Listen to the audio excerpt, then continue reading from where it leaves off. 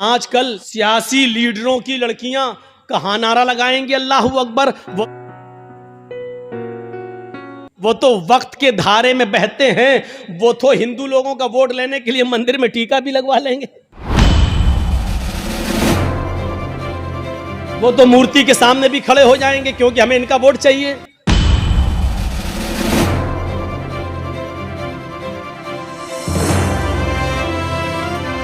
استقبال ہے ناظرین آپ سبھی کا یار مشاعرہ میڈیا میں آپ کے ساتھ محمد ارشاد۔ سنیں گے دوستوں مولانا جرجس کا اصلاح معاشرہ پر ایک زبردست بیان بہت جامع ہے، تو آپ سے گزارش ہے ویڈیو کے آخر تک بنے رہیں اور ویڈیو کو لائک کیجیے، اور چینل میں پہلی بار وزٹ کیے ہیں تو سبسکرائب کر کے بیل آئیکن کو پریس کر دیں۔ آج کل سیاسی لیڈروں کی لڑکیاں کہاں نعرہ لگائیں گے اللہ اکبر، وہ تو وقت کے دھارے میں بہتے ہیں، وہ تو ہندو لوگوں کا ووٹ لینے کے لیے مندر میں ٹیکا بھی لگوا لیں گے، وہ تو مورتی کے سامنے بھی کھڑے ہو جائیں گے کیونکہ ہمیں ان کا ووٹ چاہیے۔ تو تربیت کا بھی فرق ہوتا ہے، ہم اپنی اولاد کو کون سی تربیت دے رہے ہیں، کیسی تربیت ہونی چاہیے، اس پر ہمیں غور کرنا چاہیے۔ جنگ خندق کے بارے میں کبھی سوچا آپ نے؟ جنگ خندق میں کتنے مسلمان تھے؟ آپ سے اگر سوال کریں تو شاید بہت کم لوگوں کو معلوم ہو، صرف 3000 صحابہ،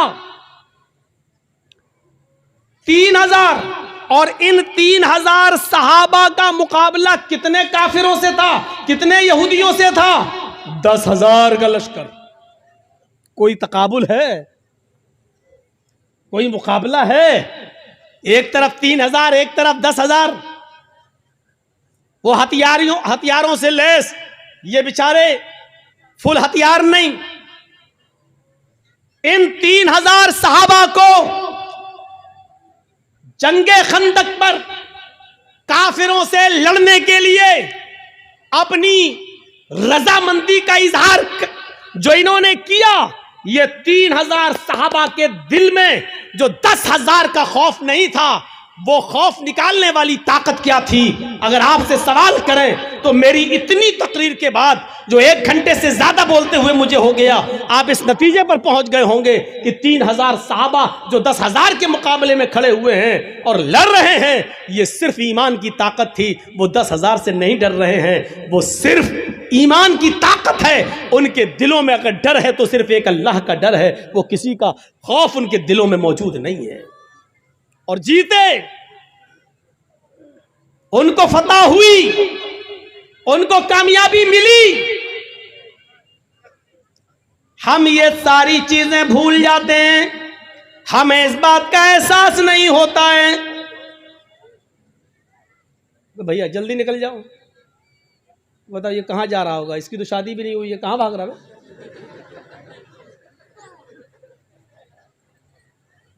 وہ دیکھو وہ چچا اٹھ کے جا رہے ہیں، وہ چچا جا رہے ہیں بیچارے، اب تو چچی کے لائق بھی نہیں، پھر بھی جا رہے ہیں، کیا کریں گے جا کے۔ اچھا چلیے، اب آپ لوگ جاگ گئے ہیں، تھوڑی بہت نیند آ رہی ہوگی، اس کا غلبہ ختم ہو گیا ہے، سنیے تو اب آپ اندازہ لگائیے، وہ خندق 10,000 کا مقابلہ 3000 اور جیتے، کیا چیز تھی؟ وہی اللہ کا خوف، وہی اللہ کا ڈر۔ جیسے ایک پولیس والے میں یہ طاقت ہوتی کہ وہ اکیلا نہیں، سرکار کی طاقت ہے اس کے پاس، ایسی جو پکا سچا مومن ہے وہ ڈرتا نہیں ہے، اللہ کی طاقت ہے اس کے پاس، ایمان ہے اس کے پاس، ایمان کی طاقت ہے اس کے پاس، اس کو خوف نہیں ہوتا ہے، وہ لڑتا ہے، آمادہ ہو جاتا ہے۔ یہ واقعہ سنایا ہے، لیکن پھر بھی آپ کو سنا دیتا ہوں۔ سمیہ رضی اللہ تعالیٰ عنہ کا کیا میٹر تھا؟ ابو جہل کے سامنے کھڑی ہے، طبقات کے الفاظ ہیں، ابن سعد نے نقل کیا ہے کہ اس نے سمیہ کے کپڑے تک پھاڑ دیے، پھر بھی کہتی ہے نہیں اللہ ایک ہے۔ ابو جہل نے نیزہ لیا، نیزہ، طبقات کے الفاظ، وہ نیزہ اس کی شرمگاہ میں داخل کر دیا۔ سننا بہت آسان ہے، لیکن ایک ہلکی سی کھروچ ہم برداشت نہیں کر سکتے ہیں، اس کی تو شرمگاہ میں نیزہ۔ ادھر سے ڈالا اس طرف نکال دیا، اور ہاتھ پیچھے سے بندھے ہوں، وہ نیزہ پکڑ کے نکال بھی نہیں سکتی ہو۔ اور ایسی کنڈیشن میں بھی دیکھیے ایمان کی طاقت کیا، وہ یہ نہیں کہہ رہی اللہ میری حفاظت فرما، اللہ مجھے بچا لے اس دشمن سے، یہ نہیں کہہ رہی ہے۔ اس کی زبان سے جو جملے نکلتے ہیں وہ جملے یہ، یا ربی ثبت قدمی علی دینک، اے اللہ اس کی دی ہوئی سزاؤں پر میرے قدموں کو ثابت رکھنا، میرے ایمان پر، کہیں اس کی سزائیں مجھ سے میرا ایمان نہ چھین لیں۔ جان جا رہی جائے، روح نکلتی نکل جائے، لیکن ایمان میری آخری حالت میں ایمان نہ نکل جائے، کہیں ایسا نہ ہو کہ اس کی دی ہوئی تکلیفیں میں جھک جاؤں اور اس کی بات مان لوں اور ایمان سے ہاتھ دھو بیٹھوں، ایسا نہ ہو کہیں۔ ثبت قدمی علی دینک، اے اللہ اپنے دین پر، اپنے اس ایمان پر میرے دل کو ثابت قدم رکھنا، میرے قدم کو ثابت رکھنا، میں بہکنے نہ پاؤں، ایمان مجھ سے نہ چھین لیا جائے۔ یہ دعا اس کے منہ سے نکلتی ہے۔ ہم لوگ تو جلسہ ختم ہونے کے بعد کہتے ہیں اللہ جب تک زندہ رکھنا ایمان پر، اسلام پہ رکھنا، اور جب خاتمہ ہو تو ایمان پر ہمارا خاتمہ فرمانا۔ ہو گئی تقریر ختم، جاؤ۔ اب 1 سال کے بعد جب جرجیت صاحب آئیں گے تب تک آپ اسلام پہ عمل کریں گے، کوئی مر گیا تو وہ ایمان پر اس کا خاتمہ ہوا ہے۔ ہم نے سب کچھ دعاؤں کو ہی سمجھ لیا ہے۔ صحابہ کرام سب کچھ کرنے کے بعد دعا کرتے تھے۔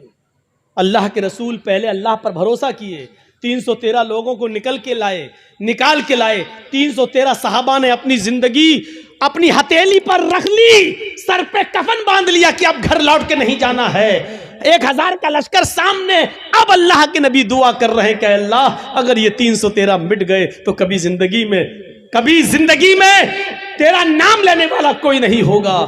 اب یہ تو سوچ لے اے میرے پروردگار، ان کو زندہ رکھنا ہے یا نہیں؟ اگر تجھے اپنی عبادت باقی رکھنا ہے تو ہماری حفاظت فرما، اگر اپنی عبادت باقی نہیں رکھنا ہے تو ہم مرتے ہیں مر جائیں، کوئی پرواہ نہیں۔ میرے بھائیوں تصور کرو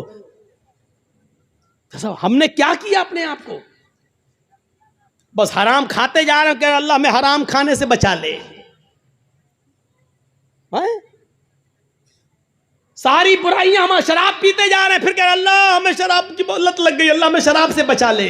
اللہ کے بندے پہلے سب کچھ چھوڑ پھر دعا کر، اللہ کے بندے پہلے حرام چھوڑ اور حلال کھا اور اس کے بعد دعا کر کے اللہ مجھے اب جو حلال کھایا ہے اسی پر قائم رکھنا، اے اللہ حرام کا لقمہ میرے حلق کے نیچے نہ اترنے پائے۔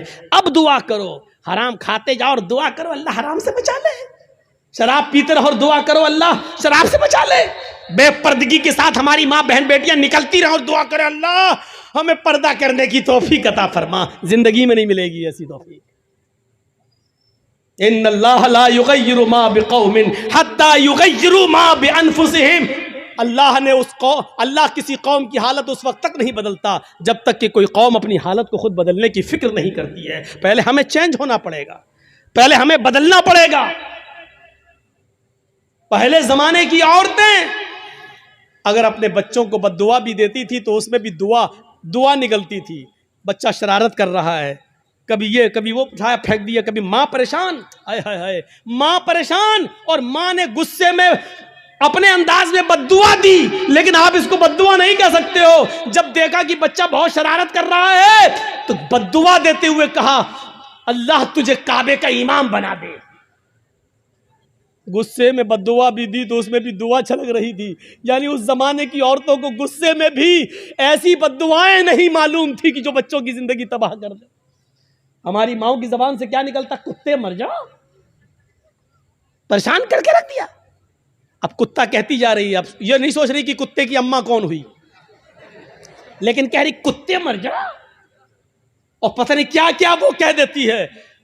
ایک بچہ شرارت کر رہا ہے اور جب تنگ آ گئی ماں تو غصے میں روتے ہوئے کہتی چل اللہ کرے تجھے کعبے کا امام بنا دے، اور پتہ نہیں کون سی گھڑی میں یہ دعا نکلی اور عرش والے نے اس کو قبول فرمائی، اور وہ بچہ پھر کعبے کا امام بن کر نکلا، اور ایسا امام بنا کہ آج جس کو آج سدیس کے نام سے یاد کیا جاتا ہے، قاری سدیس، یہ کعبے کے جو امام آج بھی موجود ہیں، یہ اسی ماں کی دعا کا نتیجہ ہے جو اس نے غصے میں دی تھی، اور اللہ نے اس بچے کو کعبے کا امام بنایا جو آج بھی کعبے کا امام ہے۔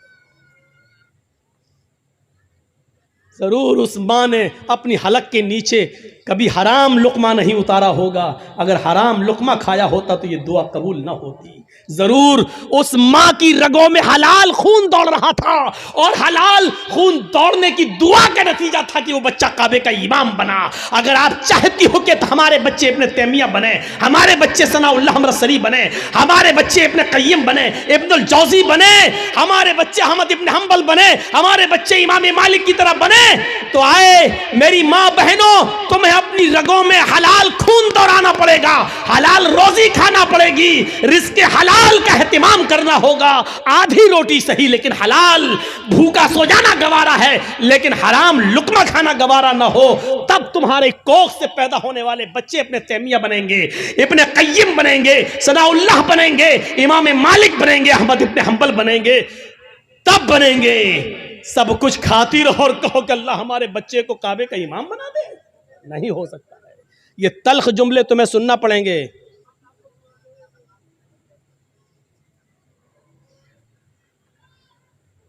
سننا پڑیں گے تلخ جملے۔ تصور کرو کیا تھا وہ جذبہ۔ سمیہ شرمگاہ میں نیزہ داخل، ہاتھ پیچھے سے بندھے، اور پھر بھی اس حالت میں کیا دعا کر رہے ہیں۔ آپ یہ نہیں کہو گے آپ کا بیٹا ہاسپٹل میں بھرتی ہے، وینٹیلیٹر پر رکھا ہوا ہے، یا کوئی باپ وینٹیلیٹر پر رکھا ہے، آپ ہمارے پاس آئیں گے، جرجیت صاحب محلدار پاڑا میں آئیں، جمعے کا خطبہ دینا ہے، آپ پرچی لے کے آئیں گے، مولانا صاحب جمعے کے خطبے میں کے بعد ہمارے ابو کے لیے دعا کر دیجئے، اللہ ان کو شفائے کاملہ عطا فرمائے۔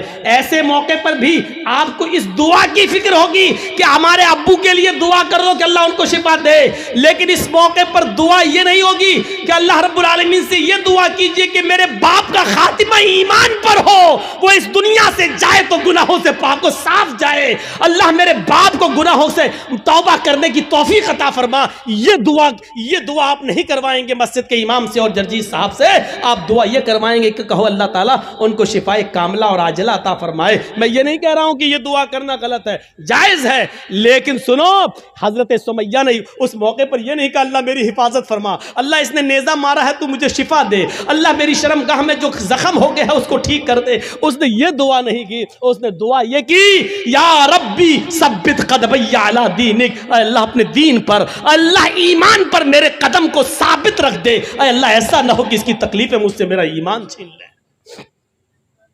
یہ کیا چیز تھی؟ یہ ایمان تھا، یہ ایمان تھا۔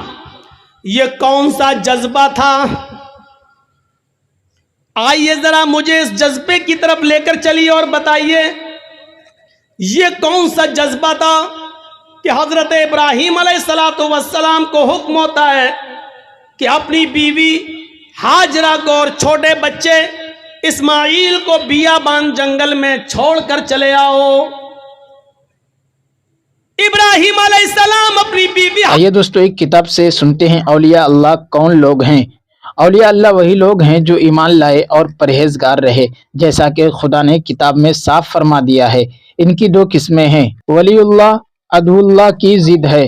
فرمایا الا ان اولیاء اللہ لا خوف علیہم ولا هم يحزنون الذین آمنوا وکانوا یتقون۔ خدا کے دوستوں پر نہ کوئی خوف ہے نہ وہ رنجیدہ ہوں گے، وہ جو ایمان لائے اور پرہیزگار رہے۔ اور فرمایا انما ولیکم اللہ ورسولہ والذین آمنوا الذین یقیمون الصلاة ویؤتون الزکاة وهم راکعون ومن یتول اللہ ورسولہ والذین آمنوا فإن حزب اللہ هم الغالبون۔ تمہارا دوست صرف خدا ہے اور اس کا رسول، اور وہ جو ایمان لائے، نماز قائم کرتے، زکوٰۃ دیتے، اور وہ رکوع کرنے والے ہیں، جو اللہ اور اس کے رسول اور مومنین کی دوستی و مددگاری کرے گا تو اللہ کی جماعت ہی غالب رہنے والی ہے۔ اور فرمایا لا تتخذوا عدوی وعدوکم اولیاء افتتخذونہ وذریتہ اولیاء من دونی وہم لکم عدو۔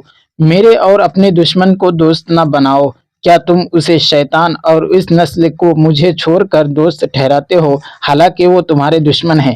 صحیح بخاری میں ابو ہریرہ رضی اللہ عنہ سے روایت ہے کہ نبی صلی اللہ علیہ وسلم نے فرمایا، اللہ تعالیٰ کا ارشاد ہے، جس نے کسی میرے ولی سے عداوت کی، اس نے خود مجھ سے علانیہ جنگ چھیڑ دی۔ کسی کام میں مجھے اتنا پس و پیش نہیں ہوتا جتنا اپنے اس مومن بندے کی روح قبض کرنے میں ہوتا ہے، جسے موت ناپسند ہے، کیونکہ میں اسے تکلیف دینا پسند نہیں کرتا، حالانکہ موت اس کے لیے ضروری ہے۔ سب سے زیادہ جس چیز سے میرا بندہ مجھ سے قربت حاصل کر سکتا ہے، میرے فرائض کی ادائیگی ہے۔ میرا بندہ نوافل کے ذریعہ مجھ سے برابر نزدیک ہوتا جاتا ہے، یہاں تک کہ میں اس سے محبت کرنے لگتا ہوں، اور جب میں محبت کرنے لگتا ہوں تو اس کا کان ہوتا ہوں جس سے وہ سنتا ہے، اس کی آنکھ ہوتا ہوں جس سے وہ دیکھتا ہے، اس کا ہاتھ ہوتا ہوں جس سے وہ حملہ کرتا ہے، اس کا پاؤں ہوتا ہوں جس سے وہ چلتا ہے۔ پس وہ مجھی سے سنتا ہے، مجھی سے دیکھتا ہے، مجھی سے حملہ کرتا ہے، مجھی سے چلتا ہے۔ ولی سے مشتق ہے، جس کے معنی ہے قرب و نزدیکی، ٹھیک اسی طرح جس طرح عدو سے مشتق ہے، جس کے معنی ہے بعد و دوری۔ پس اللہ کا ولی وہی ہے جو محبوبات و مرضیات میں اس کی موافقت و اطاعت کے ذریعہ اس سے قرب و نزدیکی حاصل کرتا ہے۔ مذکورہ بالا احادیث میں رسول اللہ صلی اللہ علیہ وسلم نے دو گروہ ذکر کیے ہیں، یعنی جو لوگ جو واجبات کے ذریعہ اس کی قربت حاصل کرتے ہیں، اور سابقون المقربون، اور یہ وہ خوش نصیب ہیں جو واجبات کے بعد نوافل بھی پورے کرتے ہیں اور اس طرح سبقت و قربت کی لازوال دولت سے مالا مال ہو جاتے ہیں۔ سورہ فاطر، واقعہ دہر اور متففین میں ان جماعتوں کا ذکر موجود ہے، اور خدا نے خبر دی ہے کہ جس شراب سے مقرب ہمیشہ سیراب ہوا کریں گے، اس سے اصحاب یمین کی شراب مزوج کی جائے گی۔ ولی مطلق وہ ہے جو زندگی کے آخری لمحہ تک ایمان و تقوی و صلاح پر مضبوطی سے قائم رہا اور اسی پر اس جہاں سے رخصت ہوا۔ لیکن وہ شخص جو ایمان و تقوی رکھتا ہے مگر علم الہی میں محقق ہے کہ آخر تک ثابت قدم نہ رہے گا، تو کیا ایمان و تقوی کی حالت میں وہ اللہ کا ولی قرار دیا جائے گا، یا کہا جائے گا وہ کبھی بھی ولی نہ تھا، کیونکہ خدا کو اس کا خاتمہ معلوم تھا؟ اس مسئلہ میں علماء کا ویسا ہی اختلاف ہے جیسے کہ اس ایمان کی صحبت میں جس کے بعد کفر ہو۔ بعض ایسے ایمان کو صحیح قرار دیتے ہیں اور ان اعمال پر قیاس کرتے ہیں جو کامل ہونے کے ہوں، یا حقوق العباد وغیرہ۔ نوافل و واجبات و فرائض سے مقصود صرف نمازیں نہیں بلکہ تمام اعمال صالحہ عام اس سے کہ عبادت ہوں یا حقوق العباد وغیرہ۔ بعض باطل ہو جاتے ہیں اور بعض اسے سرے سے باطل قرار دیتے ہیں اور اسے روزہ اور نماز پر قیاس کرتے ہیں جو غروب سے یا سلام سے پہلے فاسد ہو جائے۔ اس مسئلہ میں فقہا و متکلمین صوفیہ کے دو قول مروی ہیں، اہل سنت و حدیث اور اصحاب احمد میں بھی نزاع ہے۔ اصحاب مالک و شافعی اسے شرط بتاتے ہیں۔ یہی رائے متکلمین اہل حدیث مثلاً اشعری اور متکلمین شیعہ میں سے ایک بڑی جماعت کی بھی ہے۔ اس نزاع پر اس مسئلہ کی بھی بنیاد رکھتے ہیں کہ آیا ولی اللہ کبھی عدو اللہ اور کبھی عدو اللہ کبھی ولی اللہ ہو جاتا ہے، اور آیا جس سے خدا نے ایک مرتبہ محبت کی اور راضی ہوا کیا اس سے کبھی ناخوش بھی ہو جاتا ہے؟ اسی طرح جس سے خدا ناراض ہوا کیا پھر کبھی اس سے محبت بھی کرتا ہے؟ اس بارے میں بھی علماء کے وہی دو قول موجود ہیں جو اوپر بیان ہوئے، لیکن تحقیق یہ ہے کہ دونوں قولوں کو جمع کر دیا جائے، کیونکہ علم الہی قدیم ازلی ہے اور اس میں جو کچھ ہے عام اس سے کہ محبت و رضامندی ہو یا بعض و ناراضی ہرگز بدلنے والا نہیں۔ پس جس کے متعلق خدا کے علم میں ہے کہ موت کے وقت ایمان و تقوی سے متصف ہوگا تو اس سے اس کی محبت، ولایت و رضامندی ازل و ابد میں متعلق ہوگی۔ اس طرح جس کے متعلق خدا کا علم ہے کہ موت کے وقت کافر ہوگا، اس سے اس کی نفرت و عداوت و ناراضی ازل و ابد میں متعلق ہو گئی، لیکن بائیں ہمہ خدا اس کا سابق کفر و فسق ناپسند کرتا ہے، اور اسی بنا پر کہا جا سکتا ہے کہ خود اسے ناپسند کرتا ہے، کیونکہ وہ ان افعال سے نفرت کرتا ہے اور ان سے بچنے کا حکم دیتا ہے۔ نیز ایمان و تقوی کی قسم سے ان افعال ہی کی ہدایت کرتا ہے جو اس شخص شخص نے بات کو اختیار کیے، اور ظاہر ہے جس بات کا وہ حکم دیتا ہے اس سے محبت کرتا اور خوش ہوتا ہے۔ اس کی دلیل یہ ہے کہ تمام امت متفق ہے کہ اگر مومن مرتد ہو جائے تو اس کے سابق ایمان کو نماز، روزہ، حج وغیرہ عبادات کی طرح فاسد قرار نہیں دیا جائے گا جو کمال سے پہلے باطل ہو جاتی ہیں، بلکہ ایسی صورت میں وہی حکم لگایا جائے گا جو خود اللہ تعالیٰ نے اپنی کتاب میں فرما دیا ہے کہ وَمَن يَكْفُرْ بِالْإِيمَانِ فَقَدْ حَبِطَ عَمَلُهُ، جو کفر کرے گا اس کا عمل ضائع جائے گا۔ اور فرمایا لئن اشرکت لیحبطن عملک، اگر تو شرک کرے گا تو تیرا عمل ضرور ضائع جائے گا۔ اور فرمایا ولو اشرکوا لحبط عنہم ما کانوا یعملون، اگر وہ شرک کرتے تو ضرور ان کے عمل ضائع جاتے، ورنہ اگر ایمان اول فاسد قرار دیا جائے تو واجب ہوگا کہ اس کے تمام سابق اعمال بھی غیر معتبر ہو جائیں، تمام نکاح فاسد، تمام ذبیحے حرام اور تمام عبادتیں باطل قرار دی جائیں۔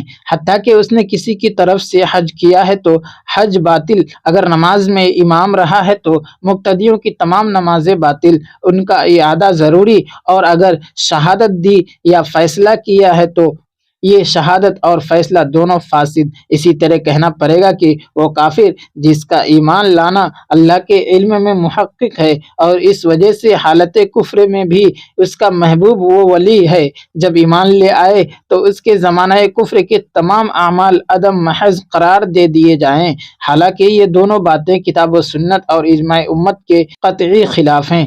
پس جو کہتا ہے کہ ولی اللہ وہی ہے جو موت کے وقت ایمان و تقوی سے متصف ہے، تو اس کا علم خود ولی اور دوسروں کے لیے بہت مشکل ہے، اور جو کہتا ہے کہ ہر متقی مومن ولی اللہ ہو سکتا ہے تو اس کا علم خود ولی اور دوسروں کے لیے نسبتاً آسان ہے، لیکن یہ علم بھی بہت کم حاصل ہوتا ہے۔ بنا بڑی اس بات میں کسی فیصلہ و حکم کی جرات درست نہیں، البتہ جس کی ولایت و نجات نص سے ثابت ہے، مثلا عشرہ مبشرہ رضی اللہ عنہم اجمعین وغیرہ، تو عامی اہل سنت اس کی ولایت و نجات کی شہادت دیتے ہیں، رہے وہ بزرگ جنہیں امت میں لسان صدق کا مرتبہ حاصل ہے اور تمام مسلمان ان کی مدح و ثنا پر متفق ہیں، تو ان کی ولایت کی شہادت کے متعلق اہل سنت میں اختلاف ہے، لیکن اولا یہی معلوم ہوتا ہے کہ ان کی ولایت تسلیم کی جائے۔ یہ حکم عام حالات کا ہے، لیکن خاص امت کبھی خدا کے بخشے ہوئے کشف کے ذریعہ بعض لوگوں کا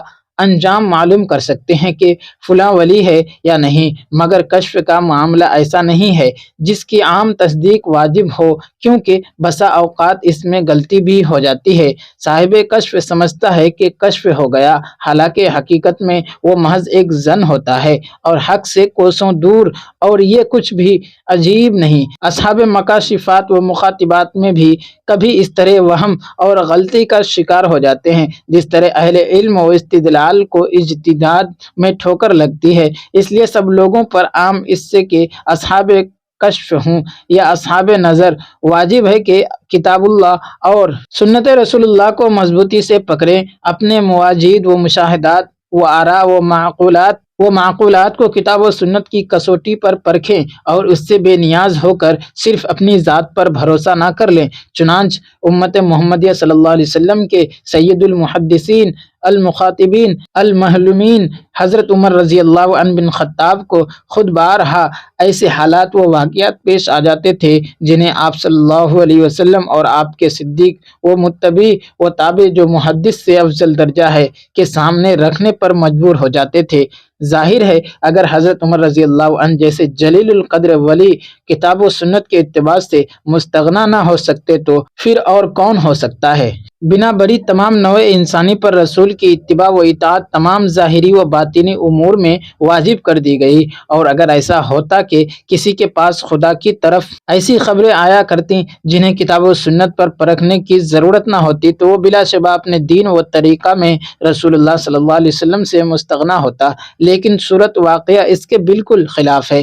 گمراہ اور منافق ہی اس قسم کا خیال کر سکتے ہیں کہ بعض لوگ ایسے بھی ہوتے ہیں جن کی حیثیت رسول اللہ صلی اللہ علیہ وسلم کے ساتھ وہی ہے جو خضر کی موسیٰ علیہ السلام کے ساتھ تھی، حالانکہ یہ جو کوئی اعتقاد رکھے کافر ہے۔ اللہ تعالیٰ فرماتا ہے وَمَا أَرْسَلْنَا مِن قَبْلِكَ مِن رَّسُولٍ وَلَا نَبِيٍّ إِلَّا إِذَا تَمَنَّىٰ أَلْقَى الشَّيْطَانُ فِي أُمْنِيَّتِهِ فَيَنسَخُ اللَّهُ مَا يُلْقِي الشَّيْطَانُ ثُمَّ يُحْكِمُ اللَّهُ آیاتی واللہ علیم حکیم۔ تم سے پہلے ہم نے جتنے رسول اور نبی بھیجے، جب انہوں نے آرزو کی، شیطان نے ان کی آرزو میں القاء کر دیا، پس اللہ شیطان کے القاء کو دور کر دیتا ہے، پھر اپنی آیتوں کو مستحکم کر دیتا ہے۔ اللہ جاننے والا، حکمت والا ہے۔ اس آیت کے بموجب خدا نے صرف اپنے نبیوں اور رسولوں کے ذمہ لیا ہے کہ انہیں شیطان کے القاء سے محفوظ رکھے گا، لیکن محدث یا ولی کے لیے تو اس کا ذمہ نہیں لیا۔ بلا شبہ ابن عباس رضی اللہ وغیرہ بعض صحابہ یہ آیت یوں پڑھا کرتے تھے، وَمَا أَرْسَلْنَا مِن قَبْلِكَ مِن رَّسُولٍ وَلَا نَبِيٍّ وَلَا مُحَدِّثٍ إِلَّا إِذَا تَمَنَّىٰ أَلْقَى الشَّيْطَانُ فِي أُمْنِيَّتِهِ، لیکن اس قرات میں بھی واللہ اعلم محتمل ہے کہ نسخ القا شیطان محدث شامل نہ ہو، کیونکہ نسخ کی یہ صورت صرف انبیاء و مرسلین کے لیے مخصوص ہے، اس لیے کہ تنہا وہی معصوم ہیں، اور وہ بھی صرف تبلیغ شریعت میں کہ جس میں شیطان کا القا ہونا درست نہیں، باقی رہے اور لوگ تو کسی کا بھی معصوم ہونا ضروری نہیں، اگرچہ وہ اولیاء اللہ متقین ہی کیوں نہ ہو، کیونکہ اولیاء اللہ ہونے کے لیے یہ شرط نہیں ہے کہ کسی بات میں بھی قابل معافی غلطی نہ کرے، بلکہ علی الاطلاق ترک صغائر بھی ان کے لیے شرط نہیں، بلکہ ترک کبائر حتیٰ کہ وہ کفر بھی جس کے بعد توبہ ہو شرط نہیں۔ چنانچہ قرآن میں ارشاد ہے، والذی جاء بالصدق وصدق به اولئک هم المتقون لهم ما یشاءون عند ربهم ذلک جزاء المحسنین لیکفر اللہ عنہم باحسن الذی کانوا یعملون۔ جو سچائی کو لایا اور جس نے اس کی تصدیق کی وہی متقی ہیں، ان کے رب کے ہاں ان کے لیے وہ سب ہے جو وہ چاہیں گے، یہ نیک کرداروں کا بدلہ ہے، تاکہ اللہ ان کے سب سے بدتر عمل کو دور کر دے اور انہیں ان کے سب سے اچھے عمل کا بدلہ دے دے۔ پس اللہ تعالیٰ نے انہیں ایک طرف متقی قرار دیا ہے، اور متقی ہی اولیاء اللہ ہوتے ہیں، لیکن باوجود اس کے وہ گناہ کرتے ہیں، اور لیکفر اللہ عنہم اسوأ الذی عملوا، وہ ان کے بدترین اعمال بھی معاف کر دیتا ہے۔ اس مسئلہ میں تمام اہل علم و ایمان و متفق ہیں، اور اگر کچھ خلاف ہے تو غالی روافظ اور امثال روافظ کا ہے، جو مشائخ میں حد درجہ غلو کرتے ہیں۔ چنانچہ روافظ کا اعتقاد ہے کہ ائمہ اتنا عشرہ غلطی اور گناہ سے معصوم ہیں، بلکہ انہوں نے اسے اپنے مذہب کی ایک اصل قرار دیا ہے۔ اسی طرح مشائخ میں غلو کرنے والے کبھی کہتے ہیں ولی محفوظ ہے اور نبی معصوم، صرف لفظ کا اختلاف ہے ورنہ معنی ایک ہے۔ پھر ان میں سے بعض زبان سے یہ نہیں کہتے مگر عملاً طریقہ وہی رکھتے ہیں جو اس عقیدہ والوں کا ہے کہ شیخ یا ولی نہ غلطی کر سکتا ہے نہ گناہ، بلکہ کبھی یہ دونوں گروہ غلو کرتے اپنے اپنے امام یا شیخ کو نبی کے درجہ تک بلکہ اس سے بھی زیادہ بڑھا دیتے ہیں، حتیٰ کہ اس میں الوہیت کی صفات بھی داخل کرنے سے نہیں ڈرتے۔ لیکن واقعہ یہ ہے کہ یہ تمام گمراہیاں جاہلیت کی گمراہیاں ہیں اور نصرانیت کی گمراہیوں کی ہمسری کرتی ہیں۔ نصارہ نے حضرت مسیح اور احبار و رہبان میں جو غلو کیا ہے، خدا نے اسے قرآن میں سخت مذموم قرار دے کر ہمارے لیے عبرت بنا دیا ہے۔ رسول اللہ صلی اللہ علیہ وسلم نے صاف صاف فرما دیا ہے، مجھے اس طرح نہ بڑھاؤ جس طرح نصارہ نے عیسیٰ بن مریم کو بڑھایا، میں تو صرف ایک بندہ ہوں، بس مجھے کہو خدا کا بندہ اور اس کا رسول صلی اللہ علیہ وسلم۔ دوستو ویڈیو کے آخر میں آپ سے گزارش ہے، اگر ویڈیو پسند آئی ہو تو ویڈیو کو لائک کیجیے، اور چینل میں پہلی بار وزٹ کیے ہیں تو سبسکرائب کر کے بیل آئیکن کو پریس کر دیں۔ ملتے ہیں کسی اور ویڈیو میں۔